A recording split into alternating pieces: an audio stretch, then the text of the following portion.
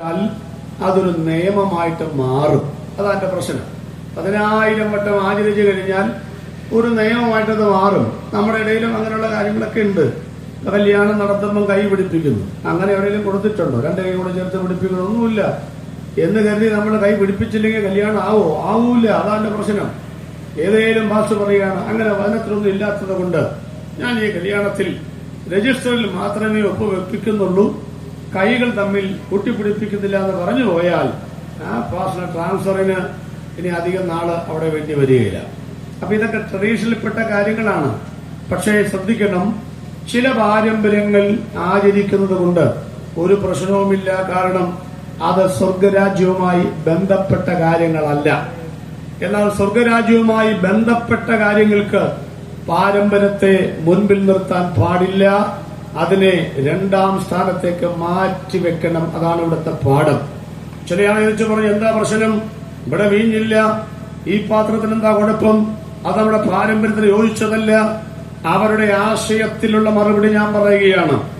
ഒന്നുകിൽ ഇവിടെ വീഞ്ഞില്ലല്ലോ, ജനന്മാര് യേശുവിനെ കുറ്റം പറയാതെ, ഒന്നുകിൽ ഇവിടെ ഇല്ലാത്ത പ്രശ്നം നിങ്ങൾ പരിഹരിക്കണം. നിങ്ങളെ കൊണ്ട് പറ്റുമോ? മതങ്ങളെ കൊണ്ട് പറ്റുമോ? ആചാരങ്ങൾ കൊണ്ട് പറ്റുമോ? അനുഷ്ഠാനങ്ങൾ അതുകൊണ്ട് ഞങ്ങൾക്ക് പറ്റത്തില്ല. അടുത്ത പദം, നിങ്ങൾക്ക് പറ്റത്തില്ലെങ്കിൽ ഒന്ന് വഴിമാറിക്കൊടുക്കുക. ഈ പന്തലിൽ അത് ചെയ്യാൻ അധികാരമുള്ള ഒരുവൻ ഇവിടെ ഉണ്ടെന്ന് ഇന്ന് രാത്രിയിലും ഞങ്ങൾ പറയുന്നത്, മനുഷ്യന് നിത്യമായ സന്തോഷം നൽകുവാൻ, നിത്യമായ സമാധാനം നൽകുവാൻ, അവന്റെ ജീവിത പ്രശ്നങ്ങൾക്ക് പരിഹാരം നൽകുവാൻ, ശാശ്വതമായ പരിഹാരം നൽകുവാൻ നിങ്ങൾക്ക് കഴിയില്ല എന്ന് ഉറപ്പ് വന്നാൽ പ്ലീസ് ഞങ്ങൾ കാല് പിടിച്ച് പറയുക, നിങ്ങൾക്ക് കഴിയത്തില്ലെങ്കിൽ ശാശ്വതമായ രക്ഷയും സമാധാനവും നിത്യതയും നിങ്ങളുടെ കർമ്മങ്ങൾക്കും ആചാരങ്ങൾക്കും അനുഷ്ഠാനങ്ങൾക്കും കഴിയത്തില്ലെങ്കിൽ, വ്യർത്ഥവും പിതൃപാരമ്പര്യവുമായ നടപ്പിന് മനുഷ്യനെ സ്വർഗത്തിലെത്തിക്കുവാൻ കഴിയത്തില്ലെങ്കിൽ, ഒന്നുകൂടെ കാലുപിടിച്ച് പറയുക, ഒന്ന് വഴിമാറി തരാമോ?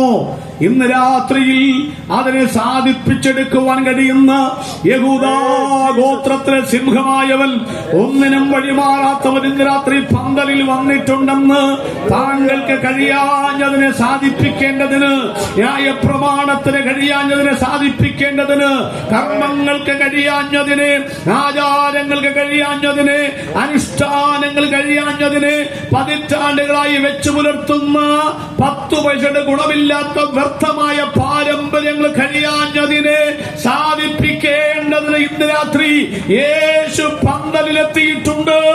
വിശ്വസിക്കുന്നവർ കരമൊന്നുയർത്തി ഇന്ന് രാത്രി ദൈവത്തിന് സ്തോത്രം ചെയ്യട്ടെ. യേശുവിന് അവസരം കൊടുക്കുവാൻ ഞങ്ങൾ നിങ്ങളെ ആഹ്വാനം ചെയ്യുകയാണ്.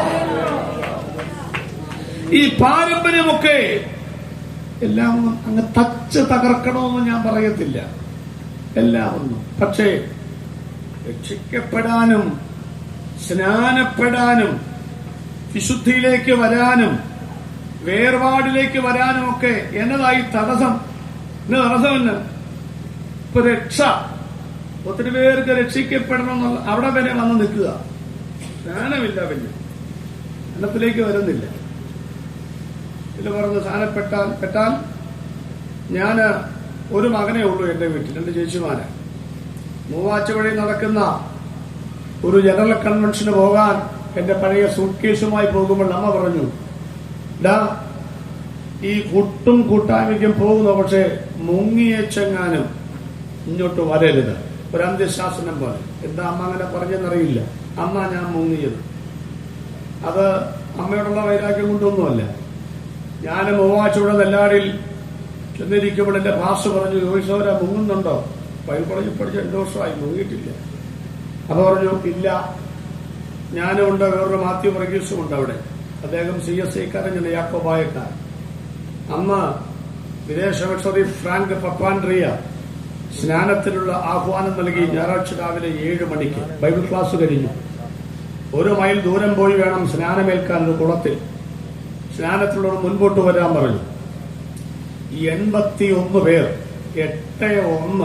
അത്രയും വലിയ സ്നാനം പിന്നെ ഞാനും കണ്ടിട്ടില്ല. പിന്നെ ഞാൻ നോർത്ത് ഇന്ത്യയിൽ പോയി 150-105 പേരെയൊക്കെ ഒരുമിച്ച് സ്നാനം നടത്തിയിട്ടുണ്ട്. പല പ്രാവശ്യം വെള്ളത്തിലോട്ട് കയറിയുന്ന കാലൊക്കെ വെയിലത്തുണക്കി പിന്നെ പോയി ഇറക്കി മുക്കിയിട്ടുണ്ട് ഞങ്ങളുടെ മഹാരാഷ്ട്ര സമുദ്രത്തിലൊക്കെ. പക്ഷെ ഞാൻ മുങ്ങിയ സമയത്തുള്ള മലയാളികളുടെ സ്നാനം 81 പേര് വന്നിങ്ങനെ നിൽക്കുന്ന സമയത്ത് എന്റെ ഒന്നാമത്തെ പുസ്തകമായ സ്നാനം അത്യാവശ്യമാണോ എന്ന പുസ്തകത്തിൽ ഈ സംഭവം ഞാൻ രേഖപ്പെടുത്തിയിട്ടുണ്ട്. രണ്ടാമത്തെ പുസ്തകമാണ് പുനരാഗമനം മുതൽ പുതിയ യെരൂശലേം വരെ. കഴിഞ്ഞ പ്രാവശ്യം വന്നപ്പോൾ കൊടുത്തതായതുകൊണ്ട് ഞാനത് പറയുന്നില്ല. പാസ്റ്ററിൽ 3-4 പുസ്തകം ഉണ്ട്, അത്രയേ ഉള്ളൂ. അത്യാവശ്യം ഉണ്ടെങ്കിൽ മേടിച്ചാൽ മതിയാകും, അങ്ങോട്ട് കിടക്കുന്നില്ല. അപ്പൊ അതിൽ ഞാൻ രേഖപ്പെടുത്തിയിട്ടുണ്ട്. ഈ മിസ്റ്റർ പറയുക, ദൈവത്തിന്റെ പരിശുദ്ധാത്മാവ് എന്നോട് പറയുന്നു, ഇവിടെ 2 പേരുകൂടെ വിശ്വാസ സ്നാനം സ്വീകരിക്കുവാനുണ്ട്. ഉടനെ ഞാൻ ഈ പ്രവചനങ്ങളിലൊന്നും അങ്ങനെ വിശ്വസിക്കുന്ന ആളല്ലായിരുന്നു. ഞാൻ എന്റെ കൂട്ടുകാരനോട് പറഞ്ഞു, ഉപദേശിമാരുടെ 10 നമ്പർ കേട്ടു തുടങ്ങി, കണ്ണ് മുറുകി പിടിച്ചിരുന്നോ, കണ്ണ് തുറന്നാൽ നിന്നെ കൊത്തിയെടുത്തോണ്ട് പോകും, തുറക്കരുതാ എന്ന് പറഞ്ഞു. ഞങ്ങൾ 2 കൂടെ കണ്ണ് അടച്ച് പിടിച്ച് ഇങ്ങനെ ഇരിക്കുക, സെല്ലിട്ട് വെച്ച് ഒട്ടിച്ചതുപോലെ. അപ്പൊ ഇയാള് കിടന്ന് ഈ ഭയങ്കര ആഹ്വാനം, പരിശുദ്ധാത്മാ പറയുന്നു. നമുക്കറിയാമല്ലോ ഈ നമ്പറൊക്കെ. പറഞ്ഞ് ഇദ്ദേഹം ഒരു വാക്ക് പറയുകയാണ്, ഇന്ന് രാത്രിയിൽ ഈ 81 പേരെ സ്നാനപ്പെടുത്തുവാൻ എന്റെ മനസ്സ് അനുവദിക്കുന്നില്ല. അപ്പൊ ഞാനിങ്ങനെ ശ്രദ്ധിക്കാൻ തുടങ്ങി. ഇന്ന് അത് ഈ കർത്തൃദാസന്മാര് ചെയ്യും. എന്നോട് ദൈവം പറഞ്ഞു 2 പേരും കൂടെ ഉണ്ടെന്ന്. അവര് വന്നിട്ടേ ഞാൻ ഇവരെ സ്നാനപ്പെടുത്താൻ ഇവിടുന്ന് പുറപ്പെടുകയുള്ളൂ. അങ്ങനെ പറഞ്ഞപ്പം എന്റെ മനസ്സിൽ തോന്നി, ഇയാൾ എന്ത് കിട്ടിയ 81 കിട്ടിയില്ലയോ, 2 വന്നില്ലെങ്കിൽ എന്നാ കുഴപ്പം. അങ്ങനെ ഞാൻ പറഞ്ഞുകൊണ്ടിരിക്കുമ്പം അടുത്ത വാക്ക്, ഇപ്പോൾ അവർ ചിന്തിച്ചുകൊണ്ടിരിക്കുന്നത് ഞാൻ എന്ത് പൊട്ടനാണെന്നാണ്. ഈ 81 വലുത്, ഈ 2 വലുത്? ഉത്തരം പറയാൻ പോവുക. ഈ 81 പേരും നാളെ ആരാകുമെന്ന് ദൈവം എന്നോട് പറഞ്ഞില്ല. പക്ഷെ ആ 2 പേർ നാളെ ആരാകുമെന്ന് ദൈവം എന്നോട് ഇടപെട്ടു. ഈ 81 പേരെക്കാൾ കൂടുതൽ 100 കണക്കിന് ആളുകളെ സുവിശേഷം പറഞ്ഞ് രക്ഷിക്കപ്പെടുത്തി അവരുടെ കൈ കൊണ്ട് സ്നാനപ്പെടുത്തുവാനുള്ള സ്വർഗത്തിന്റെ നിയോഗമുള്ളവരാണ് ആ 2 പേർ. ഉടനെയാണ് ദൈവത്തിന്റെ പരിശുദ്ധാത്മാവ് എന്റെ ജീവിതത്തിൽ പ്രവർത്തിക്കുവാൻ തുടങ്ങിയത്. ഞാൻ ആകപ്പാടെ വിഷമിച്ചു. ആളുകൾ പറയുന്നത് കേട്ടിട്ടുണ്ട്, പെരുവരിൽ കണക്കെ ഒരു കറണ്ട് പാസ് ചെയ്യുന്ന പോലെ എന്നൊക്കെ. ഞാൻ പിടിവിട്ട് എന്റെ കൈകൾ വിറയ്ക്കുന്ന സമയത്ത് ഒരു ബലത്തിന് വേണ്ടി എന്റെ കൂട്ടുകാരന്റെ കയ്യെ കയറി പിടിച്ചു. അവനും ഇതുപോലെ വിറച്ചുകൊണ്ടിരിക്കുകയായിരുന്നു. എന്റെ പിടുത്തം കറണ്ട് അടിച്ചാന്ന് കരുതിയാൽ ഒറ്റ കരച്ചിൽ. ഞാൻ പിടിച്ചത് വേറെ എങ്ങാണ്ടാന്ന് കരുതി. ഈ ഒച്ച കേട്ടപ്പോ ഞാനും ഒരൊറ്റ കരച്ചിൽ. 2 കരച്ചിലും കൂടെ വന്നപ്പോഴേക്കും പിൻ റോപ്പ് സൈലന്റ് ആയിരുന്ന സദസ് ഞെട്ടിത്തിരിഞ്ഞു നോക്കി. ഞാൻ പറഞ്ഞു, തൊണ്ടി സഹിതം പിടിച്ചു, ഇനി എഴുന്നേറ്റ് പോകാമെന്ന് പറഞ്ഞു. ചുവപ്പ് പരവതാനിയിൽ കൂടെ ഞങ്ങൾ 2 കൂടെ നടന്നു ചെല്ലുമ്പോൾ മണവാട്ടിയും ബ്രൈഡൽ മാർച്ച് വരുന്ന പോലെ ഞങ്ങൾ മുന്നോട്ട് ചെന്നു. 81 പേരും വെയിറ്റ് നിൽക്കുമ്പം ഫ്രാങ്ക് പപ്പാൻഡ്രിയ എന്ന മിഷണറി എന്റെ തലയിൽ കൈവച്ച് ആദ്യമായി പ്രാർത്ഥിച്ചത് ഞാൻ ഓർക്കുന്നുണ്ട്. സ്നാനമൊക്കെ കണ്ട് 8ാമത്തെ ട്രിപ്പിലാണ് 10 പേര് വെച്ചാ മുങ്ങുന്നത്. വെള്ളമൊക്കെ കലങ്ങിക്കളഞ്ഞിരിക്കുക. അതിനകത്തൊക്കെ മുങ്ങിയ 40 സോപ്പ് 40 പ്രാവശ്യം തേച്ചു കുളിച്ചാലും ആ ചെളി ശരീരത്തിൽ നിന്ന് പോകത്തില്ല. പക്ഷേ ശരീരത്തിന്റെ അല്ല, ആത്മാവിന്റെ കറകളയാനാണെന്ന് വചനം പഠിച്ചപ്പം വെയിറ്റ് ചെയ്ത് നിന്നു. ഒരു മലയാളത്തിലുള്ള ഭാഷ കിട്ടാൻ വേണ്ടിയാ. ഇവർ ഇംഗ്ലീഷ് പോലും അറിയത്തില്ല, എപ്പോഴാ മുക്ക് അറിയത്തില്ലല്ലോ. അങ്ങനെ കോട്ടയത്തുള്ള KK പ്രാപ്പിച്ചന്മാർ കീഴിൽ ഞാൻ 8ാമത്തെ പ്രാവശ്യം മുങ്ങുമ്പോൾ ദൈവത്തിന്റെ പദ്ധതിയിലൂടെ നടപ്പിൽ വരികയായിരുന്നു. പിന്നെ എനിക്ക് വീട്ടിലേക്ക് വന്നപ്പം കയറാൻ അവസരമുണ്ടായില്ല. വീട് വിട്ട് ഇറങ്ങേണ്ടതായിട്ട് വന്നു. ഞാൻ തിരിച്ച് ബൈബിൾ കോളേജിലേക്ക് പോയി. അവിടെ ചെന്നപ്പോൾ ഞാൻ സ്നാനപ്പെടാത്തവനായതുകൊണ്ട് എന്നെ ബൈബിൾ കോളേജിലും കയറ്റിയില്ല. പ്രിയപ്പെട്ടവരെ, വീട്ടിലും കയറ്റുകയില്ല. സ്നാനപ്പെട്ടത് കൊണ്ട് സ്നാനപ്പെടാത്തവരാണ് ഇവിടെയെങ്കിൽ. ഞാൻ പറഞ്ഞു, സ്നാനപ്പെട്ടതാ. 2 വർഷം ബൈബിൾ കോളേജിൽ പഠിച്ചിട്ടും മുങ്ങി നടന്ന എന്റെ ഈ മുങ്ങൽ അവർ അംഗീകരിച്ചില്ല. ഒടുവിൽ കോടുകുളഞ്ഞിയിൽ CSC റിട്ടയർഡ് ലഫ്റ്റനന്റ് മാത്യു പിച്ചാലി സാറിന്റെ വീട്ടിൽ പശുവിനെ നോക്കുന്ന, കന്നുകാലിയെ നോക്കുന്ന പണി തരാമോ എന്ന് ചോദിച്ച് ഞാൻ 85 അവിടെ കന്നുകാലി നോട്ടക്കാരായി നിൽക്കുക വചനം പഠിക്കാൻ വേണ്ടി. എന്റെ പ്രിയപ്പെട്ടവരെ, കാലങ്ങൾ മാറിക്കഴിഞ്ഞപ്പോ, ഞാൻ പിന്നീട് പ്രഭാഷകനായി മാറിക്കഴിഞ്ഞപ്പോ അദ്ദേഹത്തിന്റെ വീട്ടിൽ ഞാൻ ചെന്ന് ദൈവത്തിന്റെ വചനം പ്രസംഗിച്ചിട്ടുണ്ട്. ഞാൻ പറഞ്ഞ സാരം വല്ലതും മനസ്സിലായോ? സ്നാനപ്പെട്ടാൽ എന്തോ സംഭവിക്കുന്ന ഈ പറയുന്നേ, എന്താ ഈ സംഭവിക്കുന്നേ? ആരടി അയ്യോ അതങ്ങ് ചെയ്തു കഴിഞ്ഞ പിന്നെ ആകെപ്പാട് ഇടിഞ്ഞോളിയ ഞങ്ങളെ പിടിച്ചോളാന്നേ. ആകാശം അങ്ങോട്ട് ഇടിഞ്ഞ് താഴോട്ട് പോരുകയാണെങ്കിൽ ഇങ്ങോട്ട് താങ്ങിക്കോളാമെന്നേ. മൊത്തം ആകാശം ചാടുകയാണെങ്കിൽ പിന്നെ ജീവിച്ചിട്ട് കാര്യമുണ്ട്? ആ കൂടെ അങ്ങ് ചത്തുപോയിക്കൂടെ? പിന്നെ ജീവിച്ചിട്ട് തന്നെ കാര്യമെന്നേ. ഈ പാരമ്പര്യങ്ങൾ പൊളിക്കുക എന്നുള്ളത് വലിയ വിഷമമാണ്. ചില ആൾ, ഞാനൊരു കാര്യം പറയട്ടെ, എന്തോ സംഭവിക്കാനാ? ഇപ്പോ ഞാനത് ഈ ഭക്ഷണത്തിന്റെ ഉദാഹരണം പറയാറുണ്ട്. ഞങ്ങളുടെ നാട്ടിൽ ഈ പെരുമ്പാവൂര്, വേങ്ങൂർ ഭാഗത്തൊക്കെ ഉണ്ട്. ഈ ഇറച്ചിമീനൊക്കെ വെച്ചാൽ അരപ്പാണ് ഞങ്ങൾക്ക് പ്രധാനം. അരപ്പ് എന്ന് പറഞ്ഞാൽ അത് ശരിക്കും അങ്ങോട്ട് അരച്ച് ചാറ് നല്ല സൂപ്പർ അടി എടുക്കുക എന്നുള്ളതാണ്. കോട്ടയം, പത്തനംതിട്ട ഭാഗത്തോട്ട് വന്നാൽ ഈ ഇറച്ചിമീനകത്തൊക്കെ തേങ്ങ കൊത്തൊക്കെ ഇട്ട് വറുത്തിടുന്നത് കാണാം. ഇടയ്ക്കിടയ്ക്ക് ഒന്ന് കടിക്കാൻ കിട്ടും. നിങ്ങൾക്കറിയാമോ, തൃശ്ശൂർ ഭാഗത്ത് ചെന്നാൽ വാളൻപുളി ഇട്ടാ മീൻകറി വെക്കുന്നേ, കോൽപ്പുളി. ഞങ്ങളുടെ നാട്ടിൽ പറ്റിയും കോൽപ്പുളി ഇട്ട് വെച്ചാൽ തെങ്ങിന്റെ ഒട്ടി കിടക്കും, ആരും അത് കഴിക്കത്തില്ല. ചോദ്യം ഇതാണ്, അല്ല പത്തനംതിട്ടക്കാരുടെ തേങ്ങ വറുത്തിട്ട മീൻകറിയാണോ, എറണാകുളംകാരുടെ അരച്ചു ചേർത്ത മീനാണോ, തൃശ്ശൂർക്കാരുടെ കോൽപ്പുളി ചേർത്ത മീൻകറിയാണോ? ഏത് ഭക്ഷണമാണ് നല്ലത്? ഒരു ചോദ്യം. ഏത് ഡിസ്ട്രിക്റ്റിലെ ഭക്ഷണമാണ് നല്ലതെന്നാ ചോദിച്ചേ നിങ്ങളോട്. നിങ്ങളിങ്ങനെ മിണ്ടാതിരിക്കും, ഞാൻ തന്നെ ഉത്തരം പറയാം. സത്യം പറയാമല്ലോ. ഏറ്റവും നല്ല ഭക്ഷണം എന്ന് പറയുന്നത് കിടങ്ങന്നൂർക്കാരുടെ ഭക്ഷണമാണ് ഏറ്റവും നല്ലത്. എന്ന് വരെ, ഇന്ന് രാത്രി വരെ. നാളെ കഴിഞ്ഞാൽ പിന്നെ നാളെ എനിക്ക് പുറ്റടി കട്ടപ്പനയിലെ ഭക്ഷണമാണ് ഇഷ്ടം. നാളെ കഴിഞ്ഞ് പുനലൂർ ഇളമ്പലിലെ ഭക്ഷണമാണ് ഇഷ്ടം. തിങ്കളാഴ്ച അമ്പൂരി കുടപ്പനമൂട് ഭക്ഷണമാണ് ഇഷ്ടം. ചൊവ്വാഴ്ച കോതമംഗലത്തെ ഭക്ഷണമാണ് ഇഷ്ടം. കാരണം അങ്ങനെ എവിടെ ചെല്ലുന്നു അവിടുത്തെ ഭക്ഷണം കൊണ്ട് കഴിക്കുക. ഞാൻ അങ്ങോട്ട് പറഞ്ഞോട്ടെ, അല്ല തൃശ്ശൂർക്കാരുടെ ഭക്ഷണം നിങ്ങൾ ഇന്ന് കഴിച്ചാൽ എന്തോ സംഭവിക്കും വച്ചാ? എന്തോ സംഭവിക്കാനാണെന്ന്. ഒരു പക്ഷേ 1-2 ദിവസം അല്ലെങ്കിൽ ഒരു നേരം വയറൊന്ന് ഡിസോർഡർ ആകുമായിരിക്കും. അത് വലിയ പ്രശ്നമൊന്നും അല്ലെന്നേ. വല്ലപ്പോഴൊക്കെ അങ്ങനെ സംഭവിക്കണ്ടേ? ഒരു കഷണം ചെറുനാരങ്ങ നീരിൽ ഞങ്ങൾ ആ പ്രശ്നം തീർക്കും. ഇത്രേ ഉള്ളൂ പ്രിയപ്പെട്ടവർ. നിങ്ങൾ ഈ പേടിക്കുന്ന പാരമ്പര്യം, രക്ഷിക്കപ്പെട്ടാൽ, സ്നാനപ്പെട്ടാൽ, ദൈവത്തിന് വേണ്ടി പരസ്യമായി വേദപുസ്തകം എടുത്താൽ, നന്നായും ആരാധിച്ചാൽ, സ്ഥലകാലം മറന്ന് നരിയാണയോളമല്ല, മുട്ടോളമല്ല, അരയോളമല്ല, ഒന്ന് ശക്തമായി പാട്ടുകാരുടെ കൂടെ ഒന്ന് ആരാധിച്ചു പോയാൽ നാട്ടുകാര് കാണുമെന്നും മതങ്ങൾ കാണുമെന്നും അവിടെ ഇവിടെ റിപ്പോർട്ടിലൊക്കെ പേടിച്ചിരിക്കാതെ കാലമിനി അധികമില്ലെന്നേ. ഇതൊന്നും പൊളിഞ്ഞടന്ന് പോകത്തില്ലെന്നേ. അതുകൊണ്ട് ഈ രാത്രിയിൽ പൊളിക്കേണ്ടതിനെ പൊളിക്കാതെ, തകർക്കേണ്ടതിനെ തകർക്കാതെ, ഉടയ്ക്കേണ്ടതിനെ ഉടയ്ക്കാതെ ഒരുവൻ ക്രിസ്തുവിലായാൽ, അങ്ങനെയാകാതെ ദൈവത്തിന് സിദ്ധിയാകാൻ കഴിയില്ല സുഹൃത്തേ. ഒന്നുകിൽ പറയണം ഞങ്ങൾ ഈ ചെയ്തൊക്കെ തെറ്റാണെന്ന് പറയണം, ഇല്ലെങ്കിൽ പറയണം ശരിയാണ്, പ്രാർത്ഥിക്കണം എന്നെങ്കിലും പറയണം. അതുകൊണ്ട് പഴമകളെ പകർക്കുന്ന ഒരു കർത്താവ്, പാരമ്പര്യങ്ങളെ ഉടയ്ക്കുന്ന ഒരു കർത്താവ്, ആചാരങ്ങളുടെ മേൽ, അതിന്റെ ചണ്ടിക്കുമാരത്തിന്റെ മേൽ ആത്മാവിന്റെ ശക്തി ഇറക്കുന്ന ഒരു ദൈവം. നിങ്ങൾ കണ്ടോ യേശു കർത്താവിനെ വന്യവയോധികനായ ശിമയോൻ കയ്യിലെടുക്കുന്ന രംഗം നിങ്ങൾ കണ്ടോ? എവിടാ? പള്ളിമുറ്റത്ത്. അപ്പൊ അകത്തെന്നാ പണി അറിയാമല്ലോ. ആലയത്തിനകത്തെ ആളുകൾ യഹോവയെ ആരാധിക്കുന്ന സമയത്ത് ആദ്യത്തെ ആരാധന നിങ്ങൾ കണ്ടോ? ശിമയോന്റെ കയ്യിൽ യേശു കർത്താവ് ഉണ്ടോ? അമ്മ മറിയ അവിടെ ഉണ്ട്. ആന്റെ ഹന്ന പ്രവ ഓടി വരുന്നു. 3 പേരും കൂടെ ചേർന്ന് പറഞ്ഞ വാക്കറിയാം. ഒരാൾ പറയുന്നു, ഇപ്പോൾ നാഥ അടിയനെ സമാധാനത്തോടെ പറഞ്ഞയക്കേണം.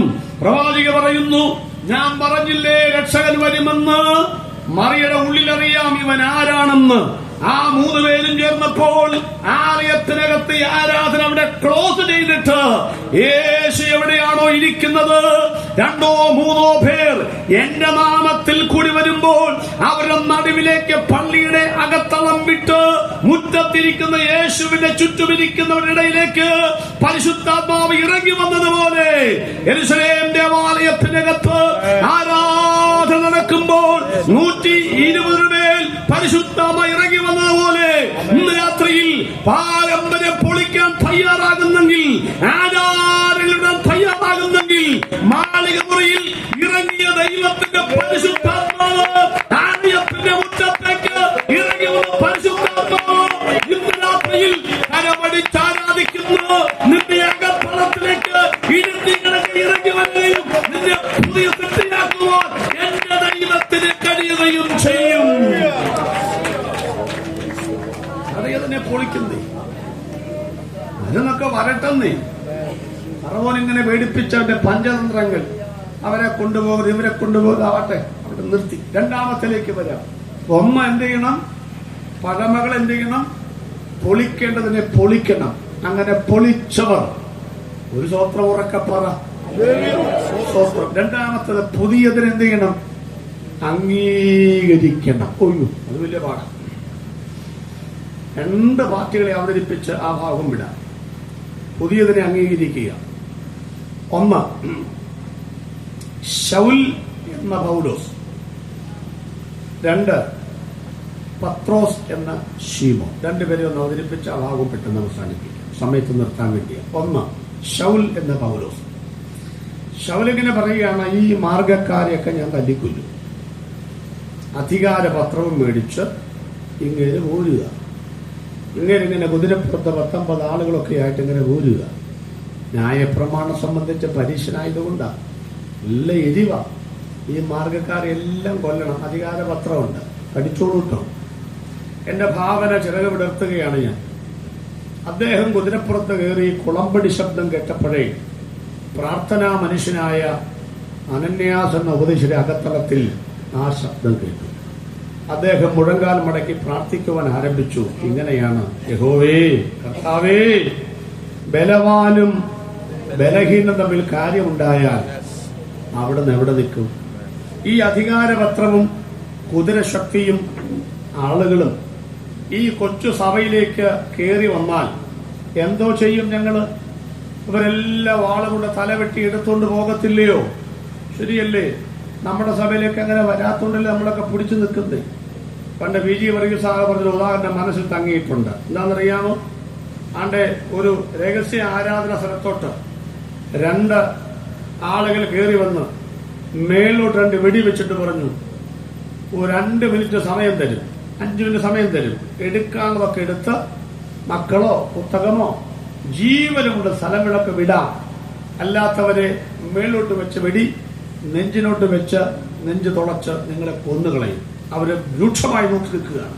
5 മിനിറ്റ് സമയം കൊടുത്തപ്പം 2 മിനിറ്റ് കൊണ്ട് 100 പേരുള്ള സഭ 2 മിനിറ്റ് കൊണ്ട് 8-10 പേരായി. ബാക്കി 90 സ്ഥലം വിട്ടു.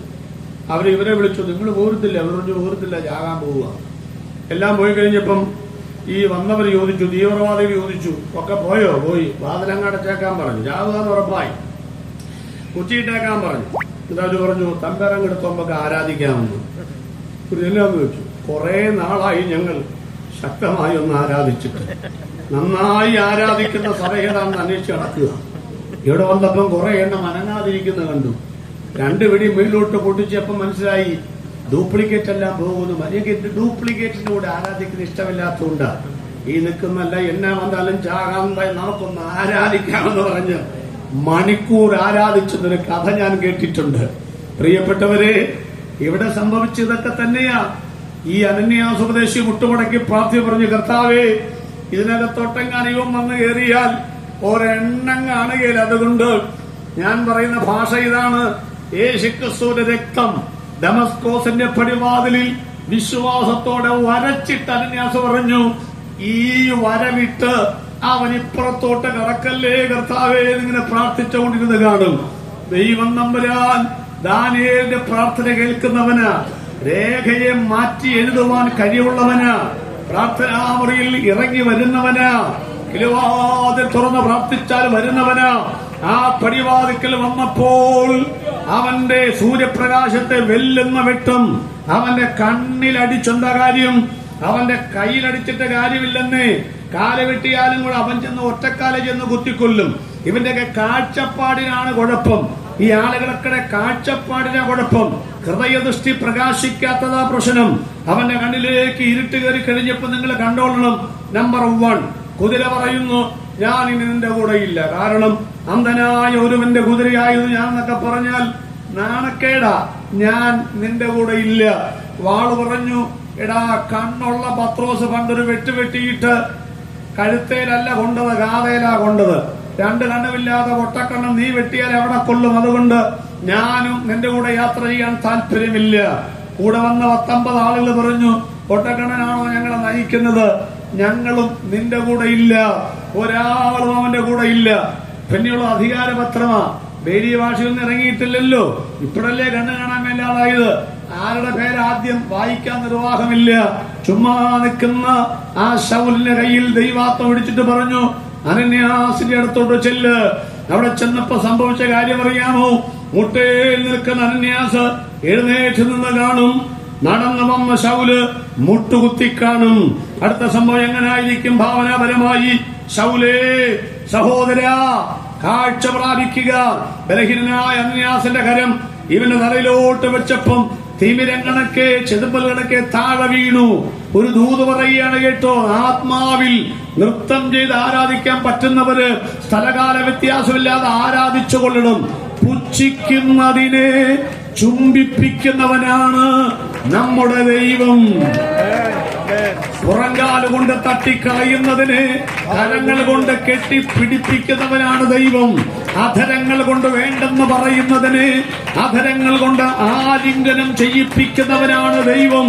ഈ ഉപദേശിന്റെ പടി കടക്കണ്ട എന്ന് പറഞ്ഞ് പട്ടിയെ അടിച്ചു വിട്ടാൽ ആ ഉപദേശിയെ വിളിച്ചോണ്ട് പോവാന്ന് പ്രാർത്ഥിക്കാൻ എന്ന് പറയുന്ന കാലം നിന്റെ ജീവിതത്തിൽ വരും.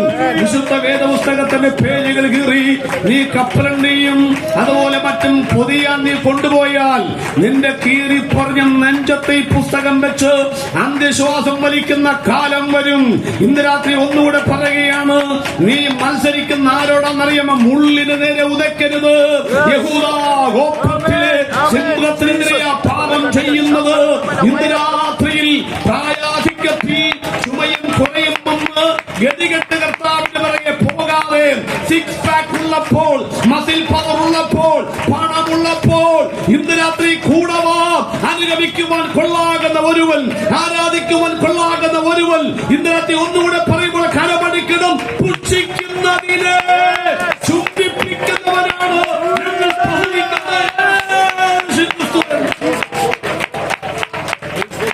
ഞങ്ങൾ പോലെ അവ നടത്തുന്നേ. ആ ഭാഗം വിട്ടു. അടുത്തത് ഇനി ഇത്ര നേരം പറഞ്ഞത് ഈ രക്ഷിക്കപ്പെടാത്തവർക്ക് വേണ്ടിയാണ്. പിന്നെ അടുത്ത ആരെ കുറിച്ച് പറയണം? രക്ഷിക്കപ്പെട്ടവർക്ക് ദൂത് വേണ്ടായോ? നമ്മളിങ്ങനെ വലിയ നമുക്കുള്ളത് രണ്ടാമത്തേത് പത്രോസ്. ഈ പുള്ളിക്കാരനും ചിലതൊന്നും വിട്ടിട്ടില്ലെന്നേ. പുതിയതിനെ അംഗീകരിക്കാൻ പുള്ളിക്ക് മടിയാ. കാര്യം പാളിക മുറിയിൽ പരിശുദ്ധാത്മാവ് വന്നു, അന്യഭാഷയൊക്കെ ഇങ്ങനെ കടകടാന്നൊക്കെ പറയുമെങ്കിലും ജാതികളായ ആളുകളൊക്കെ സ്വീകരിക്കാൻ പുള്ളിക്ക് ഭയങ്കര മടിയാ. പുള്ളി അവരെ സ്വീകരിക്കത്തില്ല. അന്യഭാഷയ്ക്ക് ഒരു വശത്ത് കിടക്കും, പക്ഷെ അവരുമായിട്ടുള്ള ബന്ധമൊന്നും പുള്ളിക്ക് അത്ര പറ്റിയ സാധനമൊന്നുമല്ല. കിട്ടും ആണ്ടേ പണ്ടൊരു തുപ്പട്ടി ഇങ്ങോട്ട് ഇറങ്ങി വരിക. തുപ്പട്ടി ഇറങ്ങി വിശന്ന് കുടലകത്തിയ മണം വരുന്നുണ്ട്. അപ്പം നോക്കിയപ്പം തുപ്പട്ടി വരും. അപ്പോ യേശു ക്രിസ്തു പറഞ്ഞു, വിശന്നിട്ട് പാടില്ല, ദർശനം കാണുക. അപ്പൊ കർത്താവ് പറഞ്ഞു, പത്രോച്ച ആണ്ട് നിനക്ക് വിശപ്പിന് ഭക്ഷണം ഇറങ്ങി വരുന്നുണ്ട്, എഴുന്നേറ്റ് അറുത്ത തിന്നോളാൻ പറഞ്ഞു. അപ്പൊ എങ്ങനെ പറയുക, അതെ ഇത് ഒന്നും എനിക്ക് തിന്നാൻ പറ്റത്തൊന്നുമില്ല, ഞാൻ യഹൂദനാണെന്നൊക്കെ അറിയാം. ആരുമായി പറയുന്നേ? കർത്താവിനോട്. ഞാൻ യഹൂദനാണെന്നൊക്കെ അറിയാമല്ലോ, ഞങ്ങൾക്ക് അശുദ്ധമായതൊന്നും തിന്നാൻ പറ്റത്തില്ല. കുളമ്പ് പിളർന്നത്, കുളമ്പ് പിളരാത്തത്, ചെതുമ്പലുള്ളത്, ചെതുമ്പില്ലാത്തത്, ഇത് എനിക്ക് തിന്നാൻ പറ്റത്തില്ലെന്ന് പറഞ്ഞു. കർത്താവ് പറഞ്ഞു, എടാ കൊച്ചനെ, ഞാനതിനെ വിശുദ്ധീകരിച്ചതേ, ഞാൻ വിശുദ്ധീകരിച്ചതിനെ നീ എന്തിനാ മലിനമാണെന്ന് എണ്ണുന്നത്? അപ്പൊ ഇങ്ങനെ പറയാ, അതെ അങ്ങനെ തോന്നുമ്പോ ദൈവം മാറ്റരുത്. അങ്ങനെ പറഞ്ഞ് ഞാനങ്ങ് തിന്നത്തില്ലെന്നേ. എന്നാ കാര്യം? ഇനി എന്റെ ഭാഷയെ പറയാം, ഒന്നും വചനത്തിലില്ല കേട്ടോ. അപ്പൊ അതിനകത്ത് ഇങ്ങനെ കാക്കയുണ്ടാകും, ചിലപ്പോൾ കൊപ്പുണ്ടാകും, എല്ലാം ഉണ്ടെന്ന് കൂട്ടിക്കും. അന്നേരം പുള്ളി പറയാ, ഈ വെളുവെള വേണമെങ്കിൽ ഒപ്പിക്കാം, പക്ഷെ ഈ കറുകറ എന്നെ കൊണ്ട് പറ്റുകയില്ല. അപ്പൊ യേശു പറഞ്ഞു, എന്റെ പത്രോസേ, ഈ വെളുവെളായുടെ ഉള്ളിലും കറുകറായുടെ ഉള്ളിലും ചുമ നാട നീ അതിനെ അർത്ഥം തിന്ന്. പുള്ളി പറഞ്ഞു എന്നെ കൊണ്ട് പറ്റുകയില്ല. ഞാൻ പിന്നെ പറയുന്നത് ഈ പത്രോസ് യേശു ചോദിച്ചു, കർത്താവേ നീ ലേവ്യ പുസ്തകം വായിച്ചിട്ടുണ്ടോ? ആരോടാ? ഭാവനയാണ്. ഇപ്പൊ കർത്താവ് പറഞ്ഞു, എന്റെ പൊന്ന് പത്രോസ്, ഞാനല്ലേ അത് എഴുതിയത്. എന്നാ പിന്നെ ഈ മാതിരിയുള്ള വർത്തമാനം എന്നോട് പറയരുത്. തോന്നുമ്പോ എടാ, ഞാൻ അതിനകത്ത് ഈ നോട്ടീസ് അടിക്കുമ്പം NB എന്നിടും. NB എന്ന് പറഞ്ഞാൽ എന്താ? നാട്ടാവേൻ എന്ന് പറഞ്ഞാൽ കാര്യപരിപാടിക്ക് മാറ്റം വരുത്തുവാൻ പ്രസിഡന്റിന് അധികാരമുണ്ടെന്നാണ് അതിനർത്ഥം. അല്ലെങ്കിൽ കമ്മിറ്റിക്ക് അധികാരമുണ്ടെന്ന്. ഇവിടെ ലേവ്യ പുസ്തകത്തിൽ 36 പ്രാവശ്യം ഞാൻ NB ഇട്ടിട്ടുണ്ട്. എന്ന് പറഞ്ഞാൽ ഇതിന് കുറവുള്ള പ്രമാണമാണെന്നും ഞാൻ ഈ പ്രമാണം മാറ്റുമെന്നും എഴുതിയിട്ടുണ്ട്. എവിടെ? അത് കണ്ണ് വേണം. 1 രൂപയുമായി വരൂ, ഒരു മാരുതിക്കാറുമായി പോകൂന്നും പറയുമ്പം 1 രൂപയും കൂടെ ചെല്ലരുത്. താഴെ എഴുതിയിട്ടുണ്ട് വ്യവസ്ഥകൾക്ക് ബാധകം. ആധാരം കൂടെ കൊണ്ടുപോകണമെന്ന്. മനസ്സിലായോ? അതും കൂടെ വായിച്ചേച്ച് വേണം പോകാനായിട്ട്. നീ ഇങ്ങനെ ചുമ്മാ പുസ്തകം വായിച്ചിട്ട് പോയപ്പോൾ. അതുകൊണ്ട് ലേവ്യ പുസ്തകത്തിൽ 36 സ്ഥലത്ത് ന്യായപ്രമാണം കുറവുള്ളവൻ ഞാൻ എഴുതിയിട്ടുണ്ട്. എവിടെ?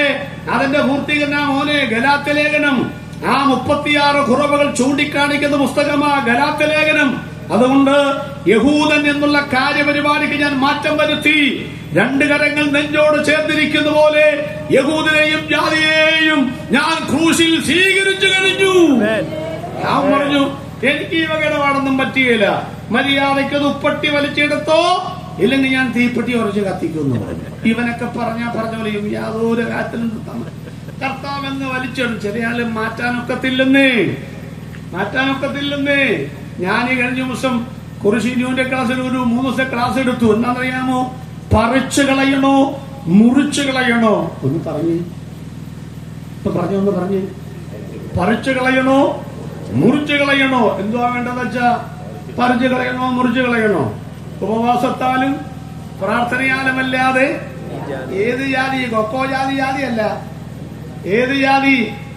അബ്രഹാമിന് കൊടുത്ത അവിടെയുള്ള ജാതികളിൽ 10 ജാതിക്കാർക്കും 10 സ്വഭാവം. അതാദ്യം പഠിക്കണം. ആ സ്വഭാവം രക്ഷിക്കപ്പെട്ടവരിൽ ഉണ്ടാകാൻ പാടില്ലെന്നാ ഈ പറഞ്ഞതിന്റെ അർത്ഥം. കിർഗ്യസരും യബൂസരും പെരുസരും അങ്ങനെ കുറെ അവർക്കൊക്കെ മത്സരികൾ കൊലപാതകമൊക്കെ അർത്ഥമുണ്ട് അതിന്. ആ സ്വഭാവം പുതിയ മസലേക്ക് ഒരു പാടില്ല. അപ്പൊ എന്ത് ചെയ്യണം? മുറിച്ചല്ല കളയേണ്ടത്. മനസ്സിലായോ? മുടി മുറിച്ചാൽ പിന്നെയും കിളിക്കുന്നേ. മുറ്റത്തെ ഈ പുല്ല് രൂപാണ്ട് എത്തിയ പിന്നെ അതിന് പറിച്ചാണ് കളയേണ്ടത്. ദൂത് മനസ്സിലാകുന്നുണ്ടല്ലോ ഇല്ല? അതുകൊണ്ട് രക്ഷിക്കപ്പെട്ടവരെ, ശാനപ്പെട്ടവരെ ഈ മുറിച്ചു കളഞ്ഞുകൊണ്ട് നടക്കാതെ ശിഖരത്തിന്റെ കൊമ്പ് വെട്ടിക്കളയുന്നത് പറിച്ചു കളയുന്നതിനെ പറിച്ചു കളയണമെന്ന്. സ്തോത്രം. ആ പറിച്ചുള്ള ശൈലി കണ്ടോ നിങ്ങള്? കടയമ്മത്തിൽ ഈ യാഗമൃഗത്തിന്റെ കവറൊന്നൊക്കെ മാറ്റുന്ന കാര്യം പറയുമ്പം ഒരു കാര്യമുണ്ട്. വാല് തണ്ടലിൽ നിന്ന് പറിച്ചു കളയണം. അയച്ചിട്ടുണ്ടോ? അവിടെ നിന്നാ ഈ സാധനം വരുന്നേ. അത് മുറിച്ചല്ല കളയേണ്ടത്. നിന്റെ ആ തണ്ടുണ്ടോ? തണ്ട്. ആ തണ്ടും തണ്ടല്ലും അതിനകത്ത് വരുന്ന ഈ വാലും കൊമ്പും അതങ്ങോട്ട് പറിച്ചു കളയണമെന്നായി പറഞ്ഞതിന്റെ അർത്ഥം. സ്തോത്രം.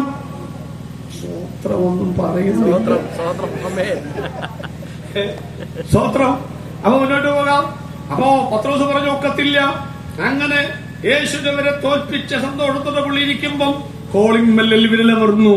ആരാ? പത്രോസ്. ഞാനാണ്. അങ്ങോട്ട് വരാൻ പറഞ്ഞു. എന്തോന്നിന്? കൊർന്നല്യോസിന് ഇവിടെ കാത്തിരിക്കുന്നു. പിന്നെന്താ, വരാമല്ലോ. പുസ്തകം എടുത്ത് അവിടെ ചെന്ന് കഴിഞ്ഞപ്പോ ഇഷ്ടംപോലെ ആൾക്കാര്. നീ വന്നത് ഉപകാരം, അടിപൊളി പ്രസംഗം, ആത്മാവ് അനങ്ങിയില്ല. വാക്യം 10 മിണ്ടിയില്ല. വാക്യം 20 അനങ്ങിയില്ല. 30 തകർത്ത് പ്രസംഗിച്ചു. ആത്മാവ് മിണ്ടുന്നില്ല. എന്റെ മാളികൂരിലൊക്കെ പ്രസംഗിച്ച് എന്നാ ഉണർവായിരുന്നു. വാക്യം 40 ആത്മ മിണ്ടുന്നില്ല. 10-ാം അധ്യായം 44-ാമത്തെ വാക്യത്തിലേക്ക് വന്നപ്പം അറിയാതെ പുള്ളിയുടെ കാര്യം പറഞ്ഞു. അവനിൽ വിശ്വസിക്കുന്ന ഏവനും, അടിവര, അവനിൽ വിശ്വസിക്കുന്ന ഏവനും അവന്റെ നാമം മൂലം പാപമോചനം ലഭിക്കുമെന്ന സകല പ്രവാചകന്മാരും സാക്ഷ്യം പറയുന്നു.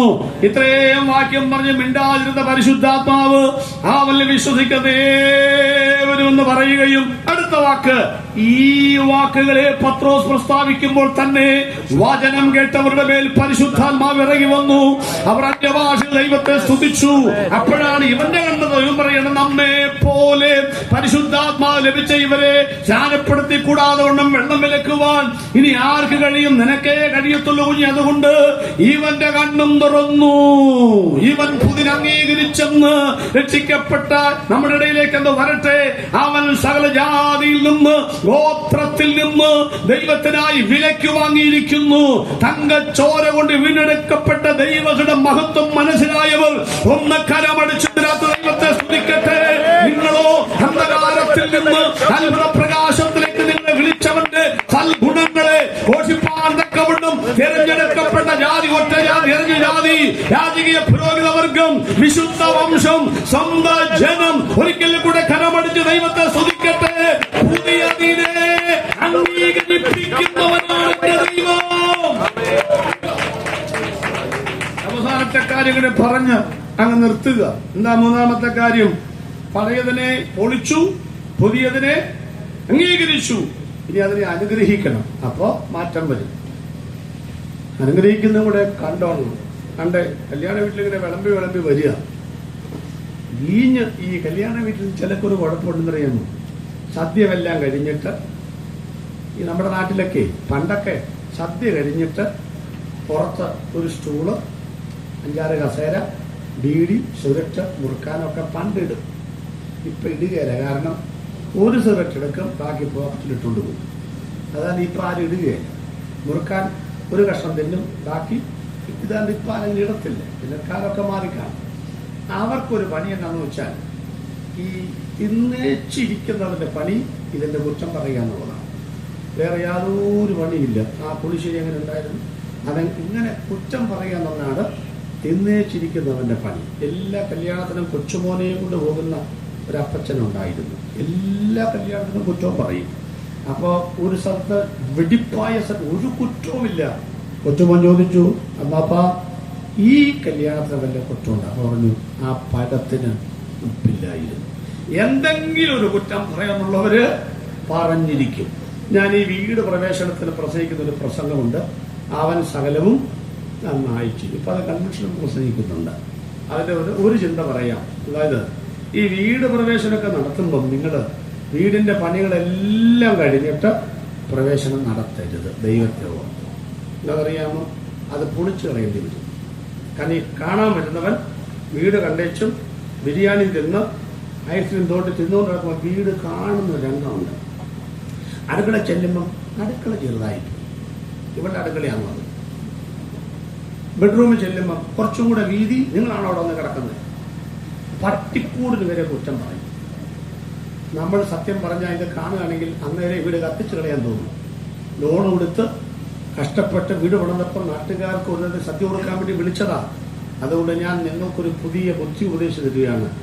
വീട് പണിതിന് ശേഷം ഗൃഹപ്രവേശനം നടത്തരുത്. വീടിന്റെ പണി പകുതിയാകുമ്പോൾ ഗൃഹപ്രവേശനം നടത്തണം. അപ്പൊ ഈ തിന്നാൻ വരുന്നവൻ തിന്നു കഴിയുമ്പോൾ ബാക്കി എങ്ങനെ പണിയണമെന്ന് ഈ തോണ്ടി തിന്നുകൊണ്ടിരിക്കുമ്പോൾ പറഞ്ഞു തരും. അപ്പൊ അതനുസരിച്ച് എന്ത് ചെയ്താൽ മതി? പണതാ മതി. തന്നെയല്ല, ഇതിങ്ങനെ പണികളൊക്കെ പറയുമ്പം ഒരു 10-50 രൂപ കടവ് ചോദിക്കാം അവനോട്, കേട്ടോ. അപ്പൊ അങ്ങനെയൊക്കെ ചെയ്യാൻ നല്ലതായിരിക്കും. എല്ലാത്തിനും ഈ യോഗത്തിന് കുറ്റം പറയുന്നത് കാണും. കൊണ്ട് അവിടെ ഇത്ര ഇട മാത്രം ഒരു മറയും കൂടെ കെട്ടിയാ നല്ലതായിരുന്നു. പിന്നെ ഒരു ഫാൻ ഇങ്ങോട്ട് എന്തെങ്കിലൊക്കെ പറയാനുണ്ടാവുന്നേ. ഒരു പാട്ടോ അല്ലെങ്കിൽ തവലയോ എന്തേ ഈ കുറ്റം പറയുന്നതിനകത്ത് വരുന്നതാണല്ലോ സഭയുടെ മൂല്യശ്രുതിക്ക് കാരണം. എന്തായാലും വിളമ്പി ഒന്ന് പറച്ചാൻ ചോദിച്ചു വെച്ചാ എന്തോ അതില്ല. ഈ വീഞ്ഞ് ഇത്ര നല്ല വീഞ്ഞ് അവിടെ നിന്നുണ്ടായി. പുള്ളി പറഞ്ഞു, എന്താണ് ഇപ്പൊ ചോദിക്കാൻ കാര്യം? അല്ലെ എന്താ ഇവിടെ ഭയങ്കര ആള് കൂടുതലാണ്, നീ ഇത് കുടിച്ച് സ്ഥലം വിടാൻ നോക്കും. ചേട്ടാ ഒന്ന് പറ ചേട്ടാ, ഇത് എവിടെ നിന്നാണ് ഇത്ര നല്ല വീഞ്ഞുണ്ടായത്? എന്താ കാര്യം? എല്ലാവരും ആദ്യം ലഹരിയുള്ളതും അവസാനം ഇളപ്പം ലഹരിയില്ലാത്ത കൊടുക്കുക. ലോകം അങ്ങനെയല്ലേ തരുന്നേ? ലോകം ആദ്യം എന്തോ തരും? നല്ലത് തരും. ഈ ബാറൊക്കെ നിങ്ങൾ കണ്ടിട്ടുണ്ട്. ബാറ് കയറിയിട്ടില്ലെങ്കിലും കണ്ടിട്ടുണ്ടാവില്ലേ? ബാറ് കാണാൻ പാകത്തിന് സംവിധാനമൊക്കെ ഉണ്ട്. അപ്പൊ എപ്പോഴും വിഷമൊക്കെ വരാൻ പോവുക. ഈ ക്രിസ്മസ് ഒക്കെ വരുമ്പോഴല്ലോ ചെറിയൊരു തീപ്പെട്ടി കണക്കൊരു വിളക്കാണ് വീടിന് മുറ്റത്ത് നോക്കുക. പക്ഷേ 5 നില കെട്ടിടത്തിനാണ് ബാറെങ്കിൽ 5 നിലയുടെ വലിപ്പത്തിനാണ് നക്ഷത്രം തൂക്കുക. കാരണം എന്താണെന്നറിയാമോ? ഊര് കണ്ണുകുടിയനും അത് കാണാതെ പോകരുത്. കാരണം നക്ഷത്രം കണ്ടതുകൊണ്ട് അവർ അത്യന്തം സന്തോഷിക്കണം. അതിനാണ് ഇത്രയും വലിയ നക്ഷത്രം പിടിപ്പിച്ച് വെച്ചിരിക്കുന്നത്.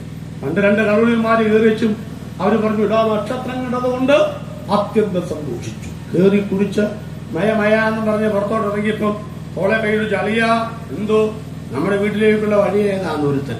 അപ്പൊ അടുത്ത പുള്ളി പറയാ, ഇടാ യേശുവിനെ കണ്ട ശേഷം വന്ന വഴിയായിട്ടല്ല പോയത്, വേറെ വഴിയായിട്ടാ പോയത്.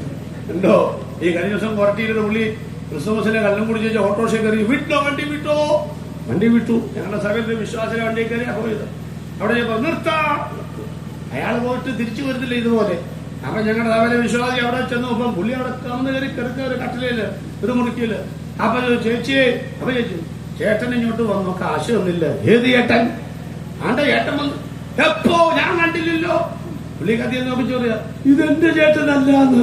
എന്റെ പൊന്നെ, വേറെ ഏതൊരു വീട്ടിൽ ചെന്നാ പുള്ളി കയറിയേക്കണേ. പിന്നെ ഈ പുള്ളി അയൽപ്പക്കത്താരെ വിളിച്ച് ഈ പുള്ളിയെ ചുവന്നോട്ട് ഓട്ടോ തിരിച്ചു കെട്ടി എന്നാ ഇതിനെപ്പറ്റി എവിടെയെങ്കിലും അൺലോഡ് ചെയ്യണ്ടേ? ഈ പുള്ളിയെ എന്റെ കെട്ടിയോ മരുന്നിനുമ്പോ താറ്റം മാറ്റി കഴിഞ്ഞാൽ കേസ് കൊടുക്കുന്നു. എന്താ പ്രശ്നമാ? കണ്ടോ നക്ഷത്രം വരുത്തി വെക്കുന്ന വില കണ്ടോ നിങ്ങള്?